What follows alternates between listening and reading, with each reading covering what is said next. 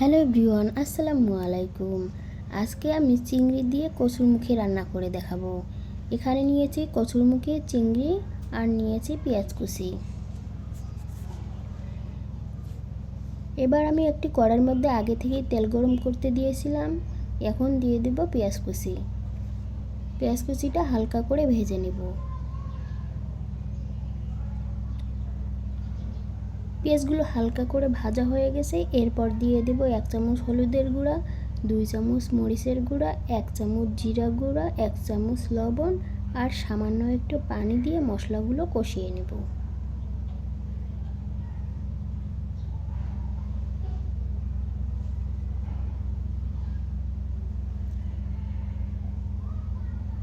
মশলাগুলো ভালো করে কষানো হয়ে গেছে। এরপর দিয়ে দেব চিংড়িগুলো দিয়ে ভালো করে নেড়েচেড়ে নেব।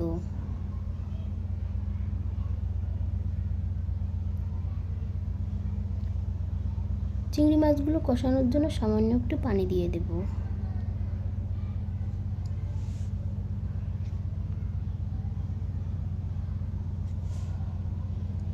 চিংড়ি মাছগুলো ভালো করে কষিয়ে নিয়েছি। এবার দিয়ে দেব কচুরমুখীগুলো ভালো করে মশলার সাথে মিশিয়ে নেব। আমার সবথেকে ফেভারিট খাবার হচ্ছে এই কচুরমুখী। কে কে এই কচুরমুখী খেতে পছন্দ করেন অবশ্যই কমেন্টে জানাবেন।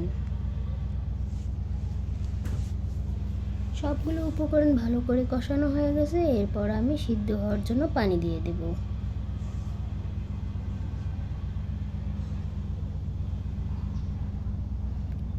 এবার ঢেকে 15 মিনিট জাল করে নেব। 15 মিনিট পর ফিরে এলাম। এবার একটু নেড়ে চেড়ে দেবো যাতে সবগুলো কচুরমুখী সমানভাবে সিদ্ধ হয়।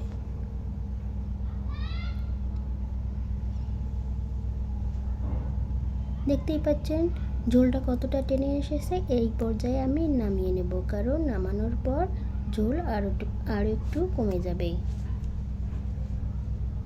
দেখতেই পাচ্ছেন কত সুন্দর কালার এসেছে। সবাই ভালো থাকবেন, সুস্থ থাকবেন, আমার জন্য দোয়া করবেন। আর রান্নাটা কেমন হয়েছে অবশ্যই কমেন্টে জানাবেন। আল্লাহ হাফেজ।